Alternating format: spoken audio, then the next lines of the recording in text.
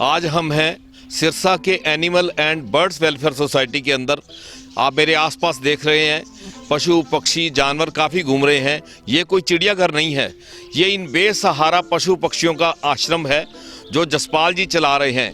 एक शौक के द्वारा शुरू किया गया था, लेकिन आज इसने बड़ा रूप धारण कर लिया है और शहर में जहाँ भी कहीं पशु पक्षी घायल हो जाते हैं, लोग इनको फ़ोन करते हैं, ये उनको लेके आते हैं। स्पेशल एक एम्बुलेंस भी इन्होंने ले रखी इस काम के लिए और उसका उपचार करने के बाद यहाँ उसको देख रेख के लिए रखा जाता है और ठीक होने के बाद, उसका रेस्क्यू होने के बाद लोग उनको अडॉप्ट भी कर लेते हैं। तो आज बात करते हैं जसपाल जी से, कहाँ से ये शुरुआत हुई और ये किस मुकाम तक अब तक पहुँचे हैं।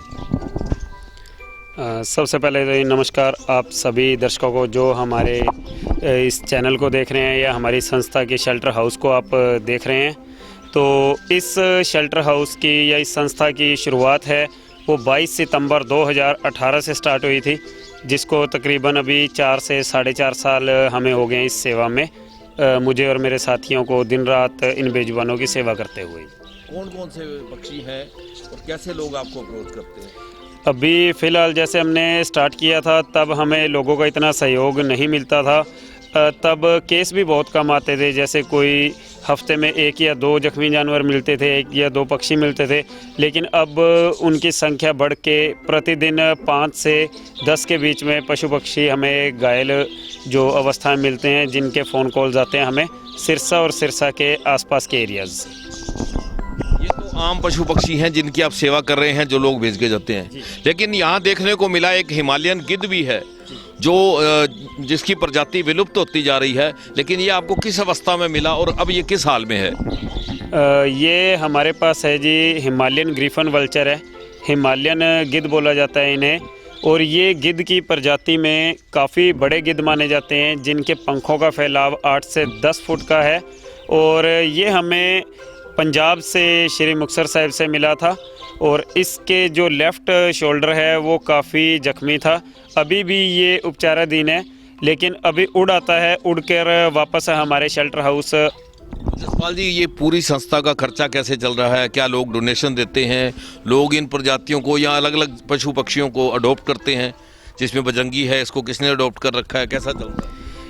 यहाँ पर बहुत से पशु पक्षी जैसे हमारे पास बढ़ जाते हैं, तो हम क्या करते हैं, यहाँ से पक्षी या पशु जो भी हमारे पास में है, तो उन्हें हम एक खुशियों की दुकान का नाम दे के एक स्टॉल लगाते हैं कि हमारे पास खरगोश ज़्यादा हो गए हैं या कैट्स ज़्यादा हो गई हैं, डॉग्स ज़्यादा हो गए हैं, तो हम अलग अलग लोगों को अडॉप्ट करवा देते हैं जिन्हें।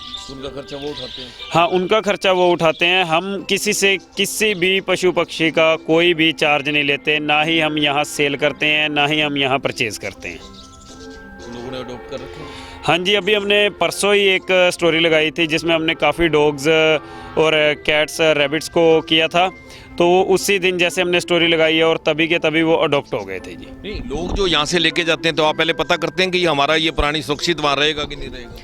हाँ जी, जैसे हमसे कोई अडॉप्ट करता है तो हमारी पहली कोशिश यही होती है, चाहे वो नस्ल का कुत्ता है या नस्ल की बिल्ली है, नस्ल का कोई भी पशु पक्षी है या वो इंडियन है अपना, हमारी पहली कोशिश यही होती है हम उसी परिवार को दें जो परिवार इसको अपने बच्चे की तरह पाले, अपने घर का सदस्य बना के रखे, ना कि इससे कोई बिजनेस या इस पे कोई क्रूरता या इस पे कोई बंदिश बना के रखे। इसकी शुरुआत क्या आपको शौक था, सेवा भाव? एक्चुअली बात क्या है, मैं 7-8 साल का था तब से ही मेरा रुझान पशु पक्षियों में बहुत ज़्यादा था। पहले मेरे घर पर ही मैं रेस्क्यू करता था, जैसे कोई छोटे मोटे पक्षी मिल जाता या डॉग्स होते उनको उठा के हॉस्पिटल ले जाना, उनका इलाज करवाना। लेकिन फिर देखा कि कोई भी संस्था ऐसी नहीं है जो कि पशु पक्षियों के बारे में सोचे। हाँ, अगर गायों की बात करें तो गायों के लिए गौशालाएं बहुत बनी हुई हैं शहर में, और हर शहर में गौशालाएं बनी हुई है, परंतु कोई भी गौशाला जो है डॉग्स का, कैट्स का, पक्षियों का, अलग अलग जानवरों का कोई भी गौशाला वो इलाज नहीं करती। तो हमारा जो मेन फोकस था वो यही था कि हर तरह का पशु और हर तरह का पक्षी जिसको उपचार की ज़रूरत है वो हमारे शेल्टर हाउस में आए, उसको अच्छा खान पीन मिले, उसको रहने के लिए जगह मिले, और जब तक उसका इलाज चल रहा है तब तक वो पशु पक्षी हमारे शेल्टर हाउस रहे। उसके बाद उसे वहीं पर छोड़कर आया जाए जिस जगह से हम उसे लेकर आए हैं। अब लोग अपने बर्थडे पे या एनिवर्सरी पे भी यहाँ कुछ डोनेट करने आते हैं? जी, काफ़ी अभी लोगों का बहुत सहयोग मिल रहा है। वैसे कह लें तो कि ये गिद्ध आया है, गिद्ध के बाद लोगों का काफ़ी रुझान बढ़ा है और काफ़ी लोगों को इसके साथ फ़ोटो करवानी है या इसको देखने का जैसे एक जज्बा होता है लोगों में। अभी तकरीबन 1200 किलोमीटर से लोग इस गिद्ध को देखने के लिए आ रहे हैं।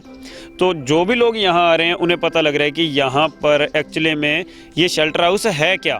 तो वो सभी लोग एक बार आते हैं तो दूसरी बार जब भी आते हैं वो अपने साथ खाने का सामान या खाने पीने के इनके दालें हैं, अनाज है या कोई भी चीज़ है वो ज़रूर लेके आते हैं। तो ये है सिरसा में पशु पक्षियों का वो आश्रम जहां उनको आश्रय ही नहीं दिया जाता, उनका इलाज भी बड़े अच्छे ढंग से किया जाता है।